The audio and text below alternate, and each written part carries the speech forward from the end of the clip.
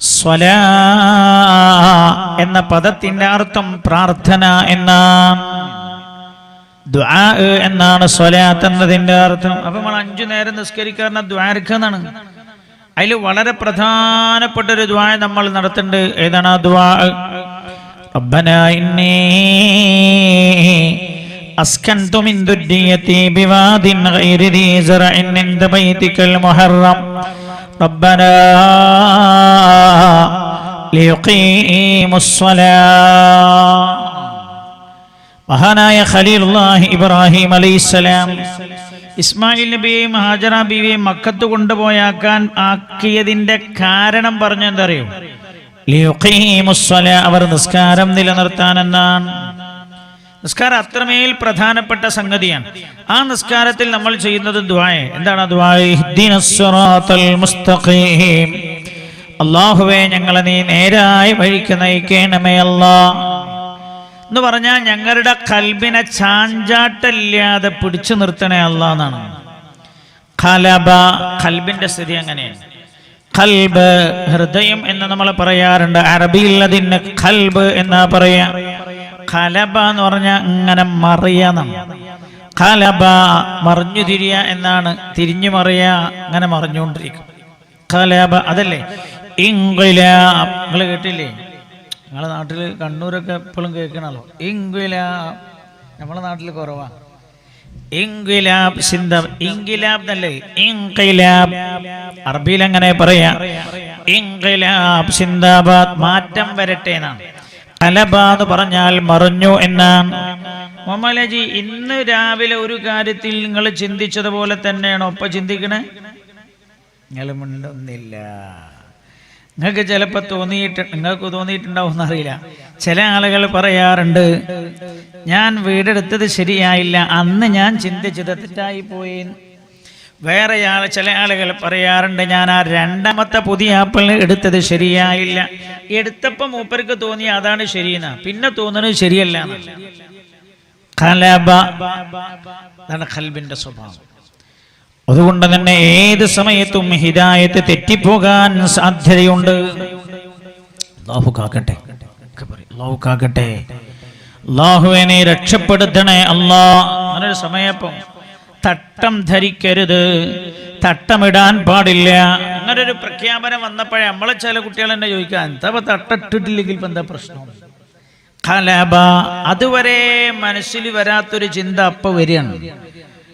അതാ പറയുന്നതിനോട് യോജിച്ചു വരാൻ ഖൽബാണ്.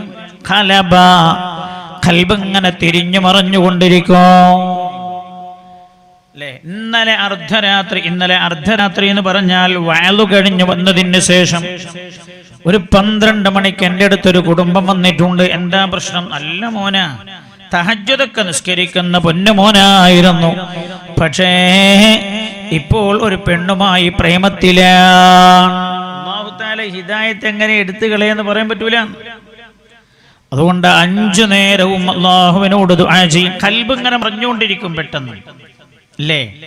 രാവിലെ ഭാര്യനോടില്ല മൈനാജി, രാവിലെ ഭാര്യനോട് ഭയങ്കര സ്നേഹമാണെങ്കിൽ വൈകുന്നേരം ഒരു ചെറിയ കുശുമ്പ്. ഖൽബ് അങ്ങനെയാണ്. ഖലബ, ഇതിങ്ങനെ മാറും.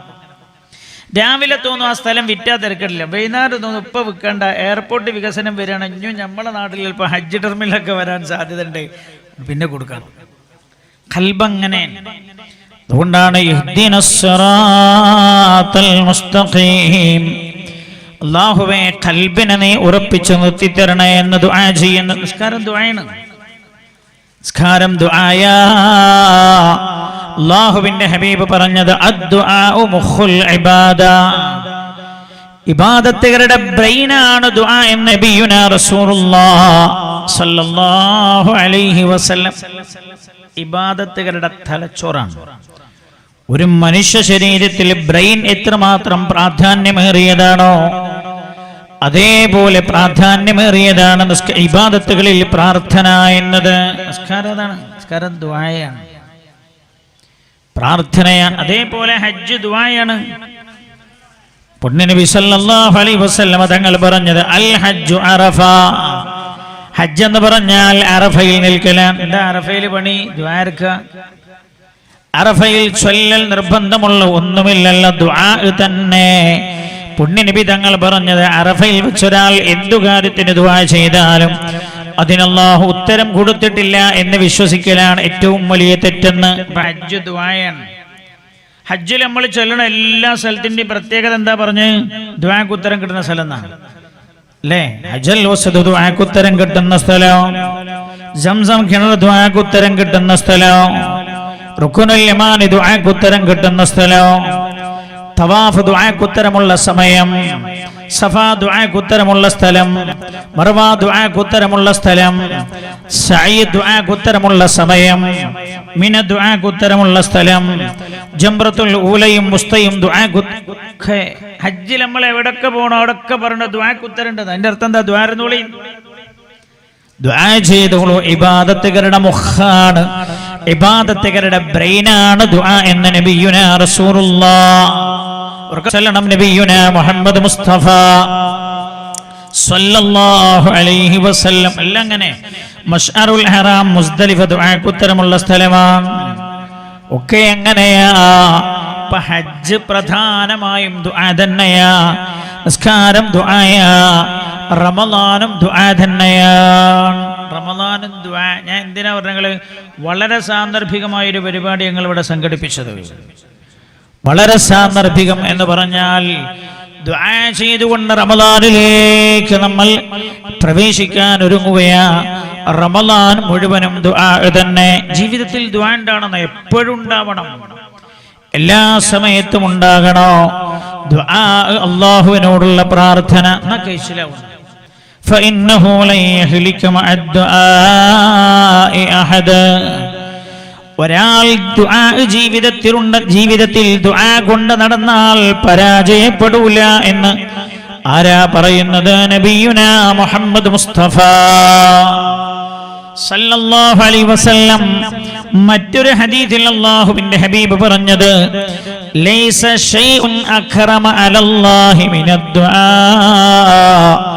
ദുആയേക്കാൾ അല്ലാഹുവിന് ഇഷ്ടമുള്ള വേറെ ഒന്നും ഇല്ലേ ഇല്ല. കേൾക്കണേ, ദുആയേക്കാൾ അല്ലാഹുവിന് ഇഷ്ടമുള്ള ഒന്നും ഇല്ലേ ഇല്ല. ദ്വാരക്കാരന് റബ്ബിന് ഭയങ്കര ഇഷ്ടമാണ്. ദ്വാരക്കാരന് അള്ളാഹിനോട് ചോദിക്കുക. ഒരടിമ ആവശ്യമുള്ളതൊക്കെ റബ്ബിനോട് ചോദിക്കുക. അടിമകൾക്ക് ഏറ്റവും വെറുപ്പുള്ള സാധനം എന്ത്? ചോദിക്കുക എന്നുള്ളത്. ഒരാൾ വന്നിട്ട് ഒരു 50,000 റുപ്യ എന്ന് പറഞ്ഞാൽ ഒരു വട്ടമൊക്കെ എടുത്തു കൊടുക്കും. പിറ്റേന്നും അയാൾ വന്നിട്ട് വേറെ 50,000 കൂടി തരുമെന്ന് പറഞ്ഞാൽ ഇയാളെ കണ്ണുമുറുക്കൊന്ന് പാടും.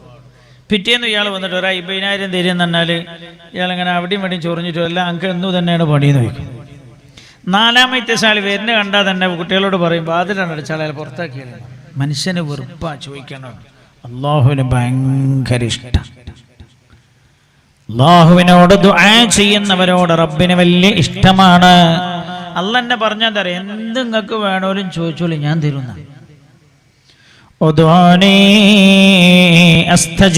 നിങ്ങൾ എന്തിനോട് ചോദിച്ചാലും ഞാൻ തരാം,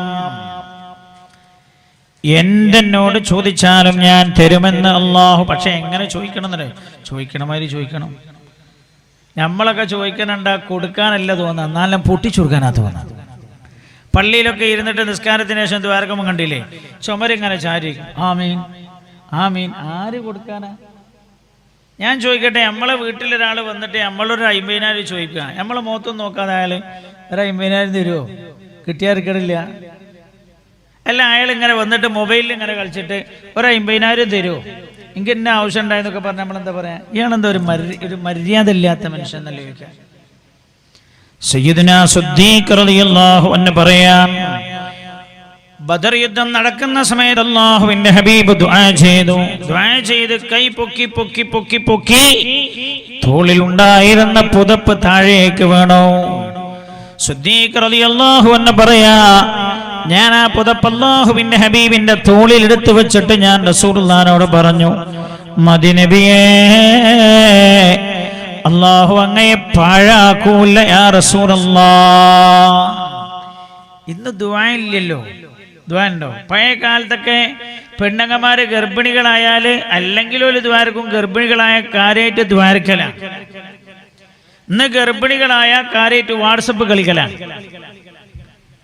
അന്ന് പ്രാര്യമായും ദുആ ചെയ്യല. അതാണ് മജ്ലിസുന്നൂർ. മജ്ലിസുന്നൂർ എന്ന് പറഞ്ഞാൽ എന്താ? ലാ ബലാലും ആഫത്തും ഇടങ്ങേറുകൾ മുസീബത്തും ബദരിങ്ങളെ ബർക്കത്തിനാൽ അമൈക്കണം യാ റബ്ബനാ. അതിൽ വരാത്തൊന്നുമില്ല. എല്ലാ ബലാലും ആഫത്തും ഇടങ്ങേറുകൾ മുസീബത്തും. ഗർഭിണിയൊരു പെണ്ണിങ്ങനെ ചെല്ലുക. അപ്പോൾ അവളെ മനസ്സിൽ വന്നത് കഴിഞ്ഞ ആഴ്ച കുടുംബത്തിൽപ്പെട്ട ഗർഭിണിയായ പെണ്ണിനെ 7 മാസം തലശ്ശേരി ഹോസ്പിറ്റലിൽ അഡ്മിറ്റ് ആക്കിയത്. കുട്ടി ഗർഭപാത്രത്തിൽ വെച്ച് ജീവൻ നഷ്ടപ്പെട്ടു പോയി, മരിച്ചു പോയിട്ടുണ്ട് എന്നാ ഡോക്ടർമാർ പറഞ്ഞത്. ഓപ്പറേഷൻ ചെയ്ത കുട്ടിയെടുത്തത്. എല്ലാ ബലാലും ആഫത്തും ഇടങ്ങേറുകൾ മുസീബത്തും ബദരിങ്ങളെ ബർക്കത്തിനാൽ അമൈക്കണം യാ റബ്ബനാ. ദുആയാണ്.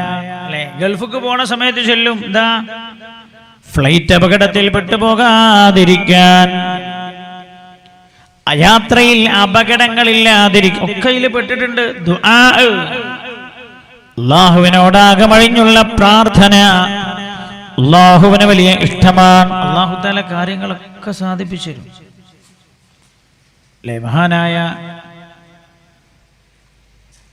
മഹാനായ നബിയുനാ റസൂലുള്ളാഹി സ്വല്ലല്ലാഹു അലൈഹി വസല്ലം തങ്ങൾ പരിശുദ്ധ ഖുർആനിലൂടെ അല്ലാഹു പുണ്യ നബിയിലൂടെ ഒരുപാട് സംഭവം പഠിപ്പിച്ചിട്ടുണ്ട്.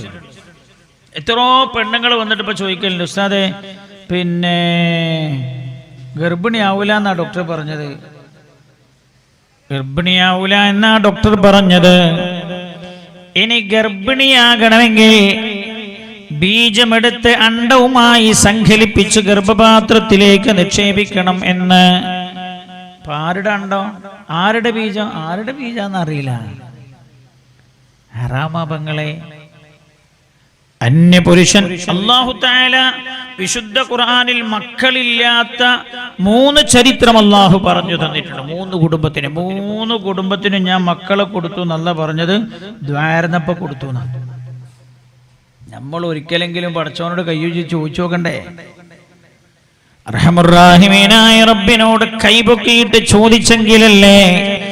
3 ചരിത്ര സംഭവങ്ങൾ അല്ലാഹു പറഞ്ഞപ്പോൾ 3ഉം അല്ലാഹു പറഞ്ഞത് ദുആ ചെയ്തപ്പോൾ ഞാൻ കൊടുത്തുവെന്നാണ്. അങ്ങനെ അല്ലാഹു പറഞ്ഞത്. ഹന്നത്ത് ബീവിന്റെ സംഭവം പറയണ്ട, ഇബ്രാഹിം നബിന്റെ സംഭവം പറയും. ഇബ്രാഹിം നബിക്ക് കുട്ടികളുണ്ടായത് 86-ാമത്തെ വയസ്സിൽ. എത്ര മൊമലജി? 86-ാമത്തെ വയസ്സിൽ ഇബ്രാഹിം നബിക്ക് കുട്ടികളുണ്ടായത്. ഇതൊന്നും മൗലിയമാരെ പറ്റിക്കാൻ പറഞ്ഞല്ലേ. 86-ാമത്തെ വയസ്സിൽ. ഞാനും ഈ ചരിത്രമൊക്കെ വായിച്ചു പോയെങ്കിലും 60 കഴിഞ്ഞാലും ഇവന് കുട്ടികളുണ്ടാവില്ല എന്നാ ഞാൻ വിചാരിച്ചത്. നല്ല കാര്യം പറയാലോ അല്ലേ. അതിന് വിരുദ്ധനായ ഒരാളുണ്ട് തോന്നല്ലേ നമ്മുടെ നാട്ടിൽ പഠിത്ത് മരിച്ചു. ആവട്ടിക്ക അല്ലേ? ആവട്ടിക്കാക്ക് 60 കഴിഞ്ഞിട്ട് മക്കളുണ്ടായിട്ടില്ലേ? നിങ്ങൾക്ക് അറിയില്ലേ? ആവട്ടിക്ക. ഞാൻ അങ്ങനെ മനസ്സിലാക്കിയത്. ഇതൊക്കെ വായിച്ചെങ്കിലും ചരിത്രമൊക്കെ. പക്ഷേ ഫറൂഖിനടുത്ത് കരുവന്തുരുത്തിയിൽ ഒരിക്കൽ വയതിന് പോയപ്പോൾ ഞാൻ ഭക്ഷണം കഴിക്കാൻ പോയൊരു വീടുണ്ട്. ആ വീട്ടിലെ ചെറുപ്പക്കാരൻ എന്നോട് പറഞ്ഞു, നിങ്ങൾക്കൊരു അത്ഭുതം കേൾക്കണം ഉസ്താദ് എന്ന് ചോദിച്ചു. ഞാൻ ചോദിച്ചു എന്താ? എന്നോട് പറഞ്ഞു, ഞാൻ എൻ്റെ ഉപ്പയുടെ 76-ാമത്തെ വയസ്സിലാണ് ഞാൻ 1-ാമത്തെ മകനായി ജനിച്ചത്. വാപ്പന്റെ 76-ാമത്തെ വയസ്സ്. അതൊരു വേപ്പ കുട്ടികളുണ്ടായില്ല. 76-ാമത്തെ വയസ്സിലാണ് ഞാൻ കുട്ടിയായിട്ട് ജനിച്ചത്. 80 ആ കുട്ടി ഇപ്പോഴും ഉണ്ട്. നിങ്ങൾ പോരാണെങ്കിൽ അങ്ങോട്ടുള്ള ചെലവ് ഞാൻ എടുത്തോളാം, അങ്ങോട്ടുള്ള അങ്ങോട്ട് എടുക്കേണ്ടി വരും. 80-ാമത്തെ വയസ്സിൽ ഇയാൾ പറയാൻ എനിക്കൊരു പെങ്ങളും ഉണ്ടായി. 78-ാമത്തെ വയസ്സിൽ ഉപ്പാക്ക് ഒരു മകൾ ജനിച്ചു, എന്റെ പെങ്ങളായി. 80-ാമത്തെ വയസ്സിൽ വാപ്പ മരിച്ചുപോയി. 80-ാമത്തെ വയസ്സിൽ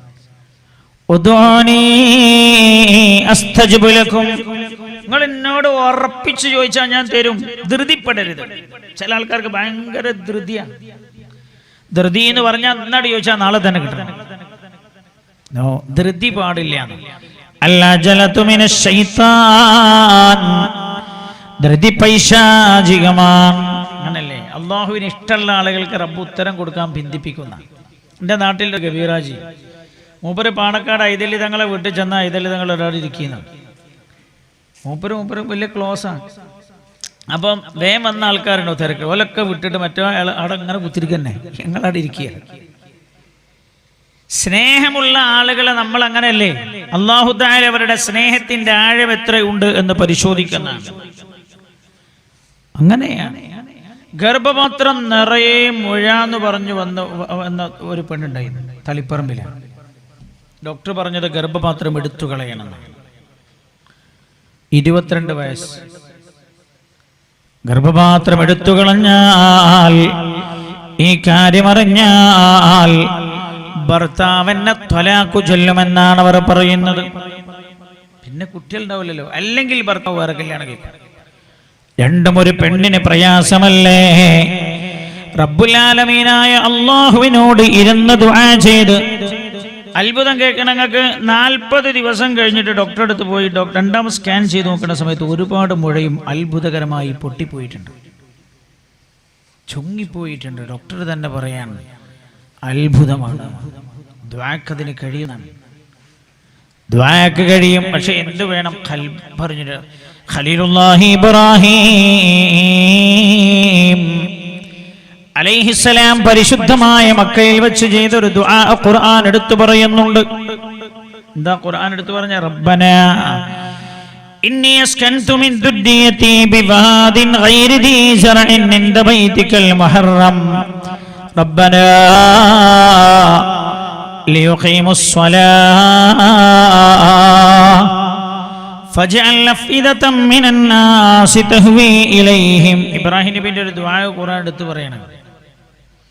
ഇബ്രാഹിം നബി ഹാജറ ബീവിനെയും മകൻ ഇസ്മായിൽ അലൈഹിസ്സലാമിനെയും മക്കത്ത് കൊണ്ടുപോയാക്കുമ്പോൾ ഈ 3 ആൾക്കാരല്ലാതെ നാലാമത്തെ ഒരാൾ അവിടെ ഇല്ല. നാലാമതൊരാൾ ഇല്ല എന്ന് മാത്രവുമല്ല, ഒരു പറവ പോലും മക്കയിലേക്ക് വരാറില്ല. പാറക്കെട്ടുകൾ നിറഞ്ഞ മലകൾക്കിടയിൽ ഹാജറ ബീവിയെയും പൊന്നുമോനെയും അമ്മിഞ്ഞ പാൽ മോന്തി കുടിക്കുന്ന പൊന്നുമോനെയും വിട്ടേച്ചു പോരുമ്പോ ഇബ്രാഹിം അലൈഹിസ്സലാം ചെയ്തത് എന്താണെന്നറിയോ? കഅബക്ക് നേരെ തിരിഞ്ഞൊരൊറ്റ പ്രാർത്ഥനയാണ്. നമുക്ക് എന്തേലും വിഷമം വന്നാ നമ്മൾ പോയിട്ട് വേറെ ഏതോ സ്ഥലത്തേക്ക് ദുആ. അല്ലാഹുവിനെ, അതാണ് വിശ്വാസിയുടെ ഏറ്റവും വലിയ അടയാളത.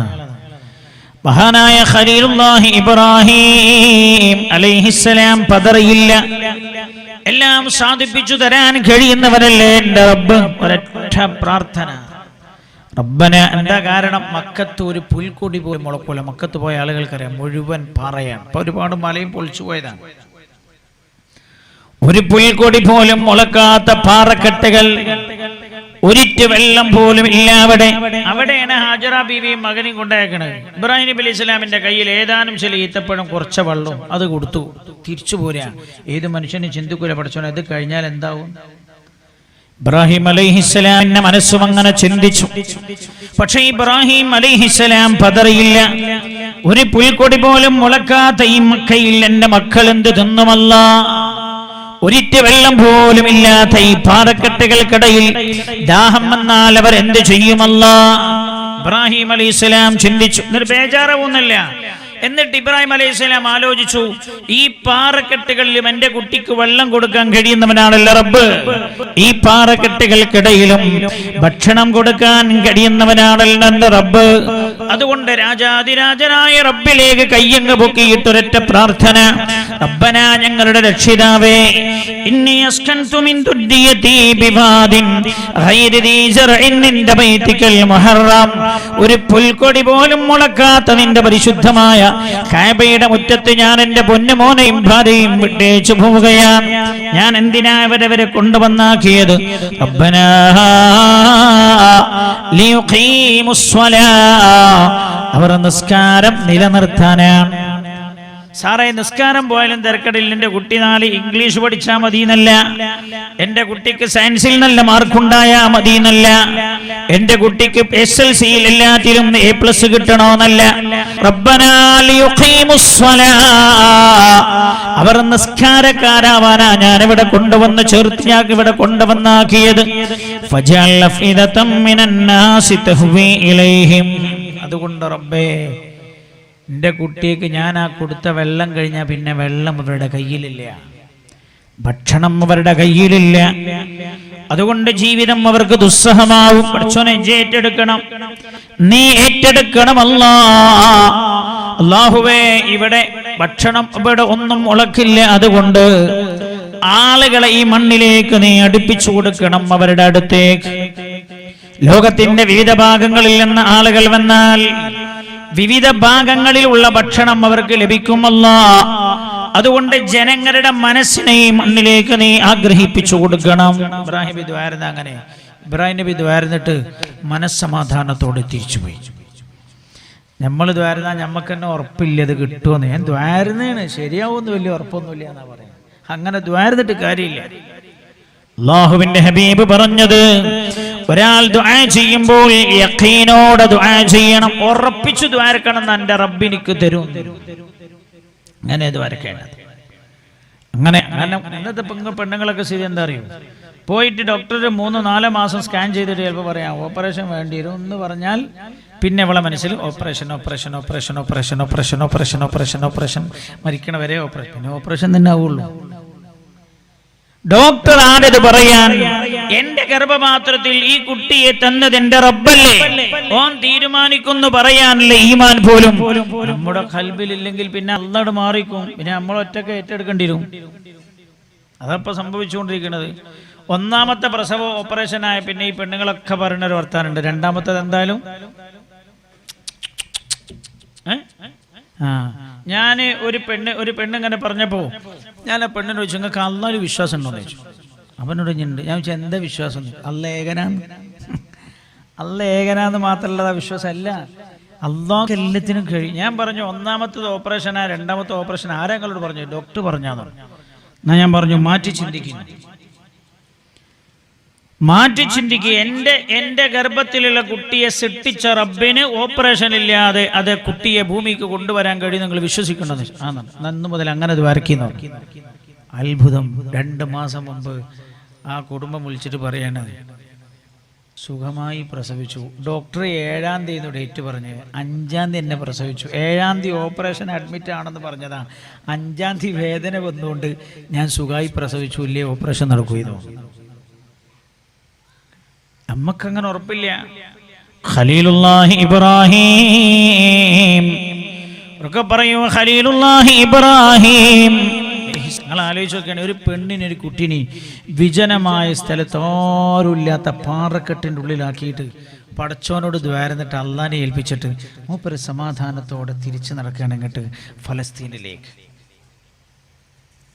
നമ്മളൊക്കെയാണ്, നിങ്ങൾ വിചാരിച്ചോളേ, ഒരു പെണ്ണിന് ഒരു ചെറിയ കുട്ടീനെ എയർപോർട്ടിൽ കൊണ്ടുപോയിട്ട് പോലെ ദുബായിക്ക് അയക്കാൻ തന്നെ വിചാരിച്ചോളി. നമ്മളൊക്കെ എന്താ പറയാ, അയാളൊരു കൽവിൻ്റെ ഉറപ്പേ, അയാളെന്ത് മനുഷ്യനാന്നൊക്കെ ചോദിക്കും. ഒന്നുമില്ല, നമ്മൾ ഞങ്ങനെ അയക്കേണ്ടി വന്നാൽ തന്നെ ഏതെങ്കിലും ഒരു യാത്രക്കാരൻ്റെ കൂടെ കൂട്ടിക്കെട്ടിയിട്ടാണല്ലോ വിടുക, അല്ലേ? ഏതെങ്കിലും ഒരു യാത്രക്കാരൻ്റെ കൂടെ കൂട്ടിക്കെട്ടിയിട്ടാ വിടുക. ഖലീലുല്ലാഹി ഇബ്രാഹിം അലൈഹിസ്സലാം തിരിച്ചു നടന്നു ഫലസ്തീനിലേക്ക്, ഒന്നും ചിന്തിച്ചില്ല. കയ്യിലുള്ള വെള്ളം കഴിഞ്ഞു, ഭക്ഷണം കഴിഞ്ഞു, കുടിക്കാൻ വെള്ളമില്ല, കഴിക്കാൻ ഭക്ഷണമില്ല. മകനെ ദാഹിക്കാൻ തുടങ്ങി. അതല്ലേ ഹജ്ജ് നമ്മൾ പഠിപ്പിക്കുന്ന ദുആയാണ്, നിസ്കാരം പഠിപ്പിക്കുന്ന ദുആയാണ്, റമളാൻ പഠിപ്പിക്കുന്നത് ദുആയാണ്. പക്ഷേ നമ്മളിട്ട് ദ്വാരന്നിട്ട് കിട്ടണില്ല. എന്താ കാരണം? ദ്വാരക്കണ്ട പോലെ ദ്വാരക്കാത്തോണ്ടാണ്. മഹാനായ ഖലീലുല്ലാഹി ഇബ്രാഹിം അലൈഹിസ്സലാമിന്റെ പൊന്നുമോനാണ്. ദാഹിച്ചിട്ട് കരയാണ്. ഉമ്മാക്കത് കാണാൻ കഴിയുന്നില്ല. ഹാജറ ബീവി റളിയല്ലാഹു അൻഹ പൊന്നുമോന്റെ കരച്ചിൽ കണ്ടപ്പോൾ അങ്ങനെ ബേജാറായിട്ട് എന്താ ചെയ്യണ്ടേന്നുള്ള നിലക്കൊരു പെണ്ണിന്റെ പാച്ചിലുണ്ട്. എങ്ങട്ടാന്നൊന്നും അറിയില്ല ആ പാച്ചില്. ഓടി സഫന്റെ മുകളിൽ അപ്പുറത്തൂടെ ആരെങ്കിലും പോകണം, ആര് പോലാന്ന് ഉറപ്പ്. കാരണം മക്കയിലൂടെ ആരും യാത്രക്കാർ പോവാറില്ല. പക്ഷെ ആ പെണ്ണിന്റെ ബേജാറാണ്, ഒരുമ്മയുടെ ബേജാറാണ്. ഓടി സഫയിൽ മറുഭാഗത്ത് ആരെയും കാണാതെ ഇരുന്നപ്പോൾ സഫ മർവയിലേക്ക് ഓടിക്കേറി മറുഭാഗത്ത് ആരെങ്കിലും പോകുന്നുണ്ടോ? ആരും കാണില്ല. അങ്ങോട്ടും ഇങ്ങോട്ടും പിന്നെ ഉടനെ ബേജാറായ ഓട്ടം, 7 ഓട്ടം. ആ 7 ഓട്ടം ഇന്നും മക്കയിലെ ഹജ്ജിനും ഉംറക്കും പോണ ആളോട് ഓടാൻ പറയണ്. എന്തിനാ ഓടാൻ പറയണേ? ആ ഹാജറ ഓടിയിട്ട് ആ ബേജാറായ രംഗമോർത്തിട്ട് അവിടെ റബ്ബ് സഹായിച്ചതിനെ കുറിച്ച് ചിന്തിക്കാൻ റബ്ബിനോട് ചോദിച്ചപ്പോ അല്ലാഹു തആല കൊടുത്തു. എന്താ കൊടുത്തത്? പൊന്നുമോന്റെ കരച്ചിൽ അടങ്ങിയപ്പോ ഹാജറ അടുത്തുപോയി നോക്കുമ്പോ പൊന്നുമോഹൻ കാലിട്ടടിച്ച സ്ഥലത്ത് നിന്ന് വെള്ളം ഇങ്ങനെ ഉറവ് വരികയാണ്. വെള്ളം ഇങ്ങനെ ഉറവ് വരടെ പാറക്കെട്ടുകൾക്കിടയിൽ നിന്ന്. ഒരു കുട്ടിന്റെ കാലുകൊണ്ട് അടിച്ചാല് ഒരു ഇരുമ്പിന്റെ ഒലക്കൊണ്ട് കുത്തിയതാന്ന് പറഞ്ഞാൽ നമുക്ക് അങ്ങനെങ്കിലും വിശ്വസിക്കാം അല്ലേ? ഇപ്പൊ അടുത്തൊരാൾ കിണർ കുഴിച്ചിട്ട് 9 കോല് താഴ്ന്ന് പാറ കണ്ടു. എന്നോട് പറഞ്ഞു വെള്ളം ഉണ്ടോന്ന് അറിയാൻ വേണ്ടി മറ്റേ എന്താ ഒരു സാധനമില്ലേ പാറ തുളക്കണം, എന്താ പറയാ ശ്രദ്ധിക്കാൻ? നിങ്ങൾക്ക് അതൊന്നും പരിചയമില്ലാന്ന് തോന്നുന്നു. കംപ്രഷർ അതെടുത്തിട്ട് മൂപ്പര് കുത്തി നോക്കി. അപ്പൊ ഒരു മീറ്ററോളം താന്നപ്പോ വെള്ളം തെറിച്ചു. ഇതൊരു കുട്ടിയുടെ വലിയ മനുഷ്യന്മാരെ കാലുകൊണ്ടാ ചവിട്ടിയെന്നൊക്കെ. ഒരു കുട്ടിയുടെ കാല് കൊണ്ടടിച്ചാൽ വെള്ളം വരും. പ്രാർത്ഥനയുടെ ശക്തിയാണ്. റബ്ബനാ ഇന്നി അസ്കൻതു മിൻ ദുർരിയതി ബിവാദിൻ ഗൈരി ദീ സറഇൻ ഇൻദ ബൈതികൽ മുഹറം റബ്ബനാ ലിയുഖീമുസ് സ്വലാ ഫജഅൽ അഫ്ഇദതം മിനൻ നാസി തഹ്വീ ഇലൈഹിം. ചോനെ ഇവരെ ഏറ്റെടുക്കണല്ല, ഞാൻ പോവാണ്. പണ്ടങ്ങനൊക്കെ വിദ്യാഭ്യാസത്തിനൊക്കെ മക്കളെ മദ്രസയിലൊക്കെ കൊണ്ടുപോയി ചേർക്കണമെന്നല്ലേ ഒരു ദ്വാക്ക നടത്തിയിട്ടാണല്ലോ കൊണ്ടുപോയാക്കുക. അങ്ങനല്ലേ പണ്ട് നമ്മൾ പറഞ്ഞ മൂല്യം ഒരു പൈസ ഉണ്ടാക്കാൻ ചെയ്ത ചില ചടങ്ങാണെന്ന്.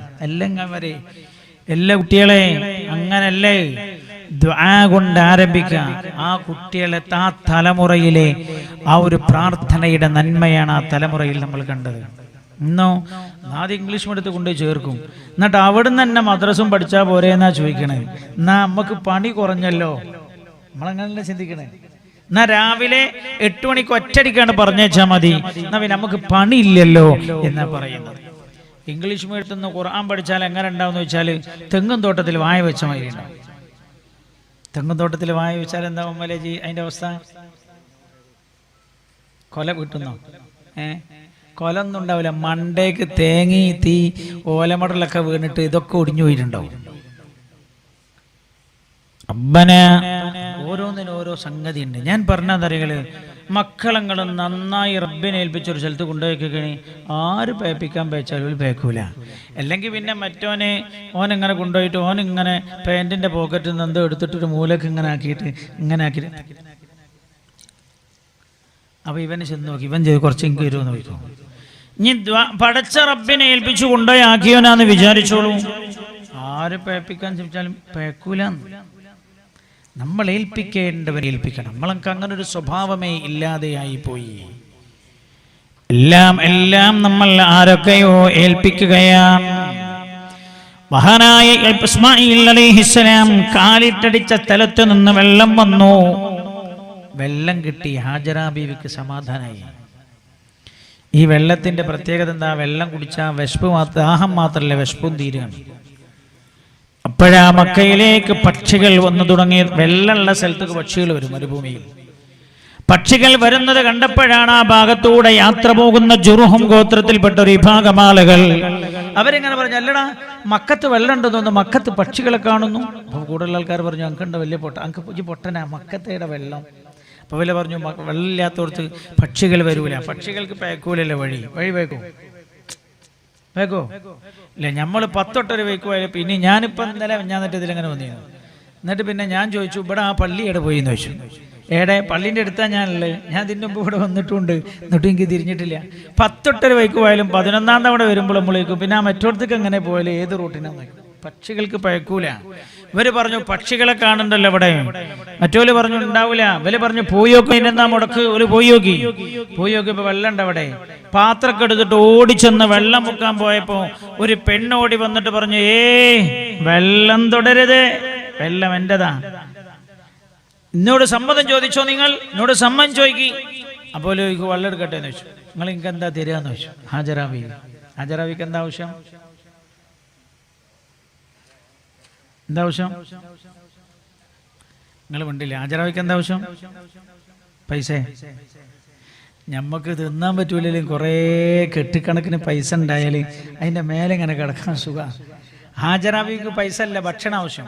അപ്പോൾ ഹാജറാബി എന്നോട് വിളിച്ചു വെള്ളം എടുക്കട്ടെ ചോദിച്ചു. ഓ വെള്ളം എടുത്തോളൂ, നിങ്ങൾ എന്താ എനിക്ക് തരാമെന്ന് ചോദിച്ചു. അപ്പം എന്താ നിങ്ങൾക്ക് ആവശ്യം? എനിക്ക് ഭക്ഷണം വേണം. ഭക്ഷണം ഇല്ല. അവരവരുടെ കയ്യിൽ ഭക്ഷണം കൊടുത്തു, അവർക്ക് പകരം വെള്ളം കിട്ടി. പിന്നെ ആ പ്രദേശത്തു കൂടെ പോകുന്ന ഏതു രാജ്യത്തെ യാത്രക്കാരാണെങ്കിലും ഓലൊക്കെ മക്കത്ത് വെള്ളം എടുക്കാൻ വരാൻ തുടങ്ങി. അപ്പോൾ എല്ലാ രാജ്യങ്ങളുടെ ഭക്ഷണവും മക്കത്ത് അല്ലാഹു എത്തിച്ചു കൊടുത്തു. ഒരു പുൽക്കൊടി പോലും മുളക്കാത്ത മക്കയിൽ ഇന്നും ലോകത്തെ 200 ചില്ലാനം രാഷ്ട്രങ്ങളിലെ ഭക്ഷണവും കിട്ടുന്ന നാടിന്റെ പേര് ഒരു പുൽക്കൊടി പോലും മുളക്കാത്ത മക്ക എന്നാണ്. ഇബ്രാഹിം നബിന്റെ ദുആയാണ് ഫജ്അൽ അഫ്ഇദതം മിനന്നാസി തഹ്വി ഇലൈഹി. ഞാൻ അവസാനിപ്പിക്കുകയാണ്. ഒന്നും പറയില്ല. റമദാന് വരുന്ന റമദാൻ നന്നായി ഉപയോഗപ്പെടുത്തിക്കോളും. മക്കളില്ലാത്തവരൊക്കെയല്ലേ നല്ല ദ്വാരക്ക റബ്ബിനോട് അങ്ങനൊന്ന് പറഞ്ഞു നോക്കിയാൽ.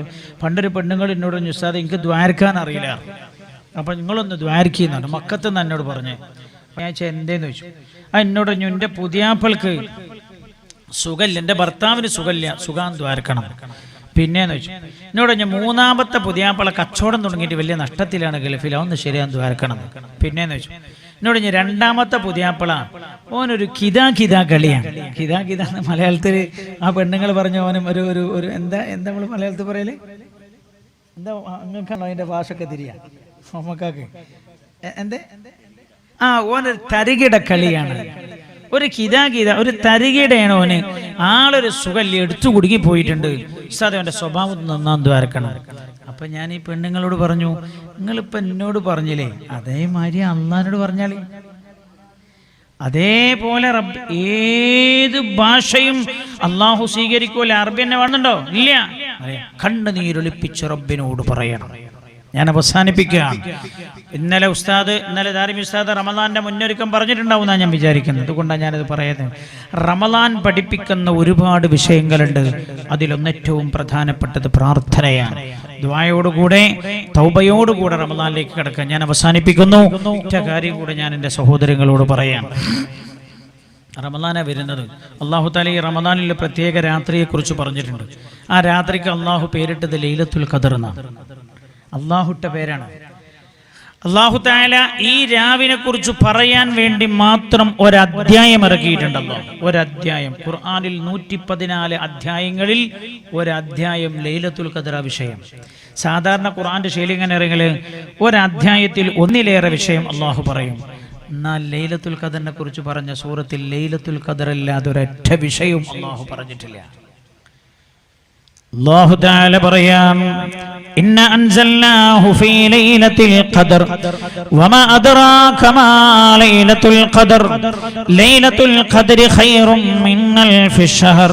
അല്ലാഹു പറയാ ലൈലത്തുൽ ഖദർ എന്നാൽ ഖൈറും മിൻ അൽഫി ശഹർ, 1000 മാസങ്ങളേക്കാൾ ശ്രേഷ്ഠമാണ്. അപ്പം 1000 × 30 എത്ര?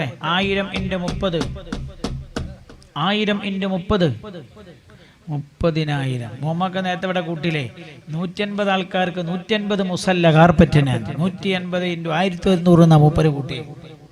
1100 എന്നല്ല പറഞ്ഞേ, 180 × 1100 എന്നാ മൂപ്പര് പറഞ്ഞു. അള്ളാഹു പറയുന്നത് 1000 മാസങ്ങളെക്കാൾ ശ്രേഷ്ഠം. 1000 × 30 എന്ന 30,000. 30,000 രാവുകളെക്കാൾ ശ്രേഷ്ഠമായ ഒരൊറ്റ രാവ്, അതാണ് ലൈലത്തുൽ ഖദർ. ലൈലത്തുൽ ഖദറിന് ഒരുപാട് പ്രത്യേകതകളുണ്ട്. അതിലൊരു പ്രത്യേകത എന്താ അറിയോ? അള്ളാഹുവിന്റെ റഹ്മത്ത് ഇങ്ങനെ അള്ളാഹു തആല വാരിക്കോരി ചൊരിഞ്ഞു കൊടുക്കും. ലൈലത്തുൽ ഖദറിൽ വാരിക്കോരി ചൊരിയുന്ന എല്ലാവർക്കും അള്ളാഹു തആല പുറത്തു കൊടുക്കും. പുറത്തു കൊടുക്കാത്ത ഒരാളുണ്ടാവില്ല, ഒരു മുസ്ലിം ഉണ്ടാവില്ല. മഹാനായ നബിയുനാ റസൂലുള്ളാഹി സ്വല്ലല്ലാഹു അലൈഹി വസല്ലം തങ്ങൾ പറയാൻ എല്ലാവർക്കും അള്ളാഹു പുറത്തു കൊടുക്കുന്ന രാവാണ്. ആലിമീങ്ങൾ രേഖപ്പെടുത്താണ് അള്ളാഹു റഹ്മത്ത് ഇങ്ങനെ വാരിക്കോരി ചൊരിഞ്ഞു കൊടുക്കും. എല്ലാവർക്കും അള്ളാഹു പുറത്തു കൊടുക്കും. ആ രാവിലും അള്ളാഹു പുറത്തു കൊടുക്കാത്ത റമദാന്റെ എല്ലാ രാവും മാതിരിയല്ല. റമളാനിന്റെ എല്ലാ രാവുകളെയും പോലെയല്ല ലൈലത്തുൽ ഖദർ. അത്രമാത്രം അല്ലാഹു റഹ്മത്ത് വാരിക്കോരി ചൊരിയുന്ന രാവാണ്. അതിലും അല്ലാഹു പുറത്തു കൊടുക്കാത്ത 4 വിഭാഗമുണ്ട്. അതിൽ ഒന്ന് അഖുൽ വാലിദൈൻ, വാപ്പാനിമ്മാനും വെറുപ്പിച്ചോനാണ്. ഒറ്റ വാക്കിൽ ഞാൻ പറയാം, അവസാനിപ്പിക്കാം. തെറ്റിക്കണ ആരെങ്കിലും ഉണ്ടെങ്കിൽ വാപ്പനോടോ അമ്മനോടോ പിണങ്ങി നിൽക്കുന്നവരുണ്ടെങ്കിൽ നന്നാവണം. ഉസ്താദെ വാപ്പ എനിക്ക് 10 സെന്റ് തരാന്ന് പറഞ്ഞു, ഇതുവരെ തന്നിട്ടില്ല, അതുകൊണ്ടാണ് ഞാൻ മിണ്ടാത്തത്. അത് വേറെ, ഇത് വേറെ. വാപ്പയോട് ഉമ്മയോട് പിണങ്ങി നിൽക്കുന്നവരെന്നെ നന്നാവണം. ഒന്ന്, അവരെ വെറുപ്പിച്ച ആരെങ്കിലും ഉണ്ടെങ്കിൽ അവരോട് പൊരുത്തം വാങ്ങണം. ഇനി ആ അവസ്ഥയിൽ വാപ്പയമ്മ മരിച്ചു പോയിട്ടുണ്ടോ? ഈ വെള്ളിയാഴ്ച വരാൻ പോവല്ലേ, വെള്ളിയാഴ്ച കാത്തുക്കണം. ഞാൻ വെള്ളിയാഴ്ച എന്ന് പറഞ്ഞോളൂ, റമദാന്റെ തൊട്ടുമുള്ള വെള്ളിയാഴ്ച. എല്ലാവരും അവനവൻ്റെ വാപ്പാൻ്റെ ഇമ്മാൻ്റെ ഖബറിൻ്റെ അടുത്ത് പോയിട്ട് വിങ്ങി പൊട്ടി തേങ്ങി കരഞ്ഞവർക്ക് ദുആ ചെയ്യണം. വാപ്പാൻ്റെ ഇമ്മാൻ്റെ പൊരുത്തം കിട്ടാതെ ഒരു റമദാനും നമ്മൾ കുത്തി മറിഞ്ഞിട്ട് കാര്യമില്ല. ആരെങ്കിലും ഉണ്ടോ? നന്നാവണം. അതേപോലെ മുദ്മിനു ഖംറിൻ, കള്ള് കുടിക്കുന്ന ആളുകൾ. കള്ള് എന്ന് പറഞ്ഞാൽ ബ്രാൻഡിന്ന് മാത്രമല്ല, ഇതെല്ലാം പെടും. മറ്റേ ആനസ് പെടും, മറ്റേ സാധനങ്ങളൊക്കെ അല്ലേ പുതിയ എന്തൊക്കെ നമുക്ക് ഒന്ന് പറഞ്ഞാണ്. നിങ്ങൾക്കല്ലേ കുട്ടികളെ അതൊക്കെ ജയിലൊക്കെ തിരിയാ. അങ്ങനെ ഈ മനുഷ്യന്റെ ബുദ്ധിയെ നശിപ്പിക്കുന്ന അല്ലാഹു തആല നല്ല ബുദ്ധി തന്നിട്ട് നല്ല ബുദ്ധിയും കാര്യമൊക്കെ കൊടുത്തിട്ട് ഓനിങ്ങനെ അന്തം വിട്ടോണ്ട മാതിരി ഇങ്ങനെ നോക്കിക്കോ ഓനെ ആകാശത്തേക്ക്. അപ്പോൾ ആരോ പറഞ്ഞു ഓന് ലൗഹുൽ മഹ്ഫൂദൊക്കെ നോക്കുകയാണ്. ലൗഹുൽ മഹ്ഫൂദ് നോക്കുകയല്ല, ഓനിപ്പോൾ പല കോലത്തിൽ സ്റ്റിക്കർ ഒട്ടിക്കല്, ചെറിൻ്റെ ചൂട്ടിൽ ഒട്ടിക്കല്, കയ്യിൻ്റെ വിരലുമ്പോൾ മുറിയൊക്കെ ഒട്ടിക്കല്, ഇങ്ങനൊക്കെ ഉണ്ട്. ഉമ്മാക്ക് കണ്ടാൽ തോന്നാ ഓനിതെന്തോ മുറിയായിട്ട് ബാൻഡേജ് ചുറ്റിയതാണെന്ന്. വേറെ ചില സംഗതി ഉണ്ട്, സ്പ്രേ മൂക്കിൽ കണ്ട് അടിച്ചു കൊടുത്താൽ മതി, പിന്നെ ഓൻ്റെ നോട്ടം പോയവൻ ലൗഹുൽ മഹ്ഫൂദൊക്കെ. അല്ലാഹു തആല തന്ന ബുദ്ധി നശിപ്പിക്കുക. മുദ്മിനു ഖംറിൻ, അങ്ങനത്തെ ആളുകൾക്കും അല്ലാഹു പുറത്തു കൊടുക്കും.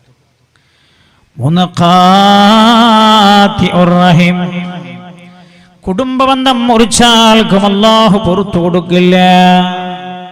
എല്ലാവരോടും ഞാൻ പറയാം, വാപ്പന്റെ കുടുംബത്തിലോ ഉമ്മന്റെ കുടുംബത്തിലോ ഭാര്യന്റെ കുടുംബത്തിലോ അയൽപക്കത്തോ ചങ്ങാതിമാർ ആരോടെങ്കിലും അസ്വസ്ഥതകളോ അകൽച്ചയോ ഉണ്ടെങ്കിൽ നന്നാവണം.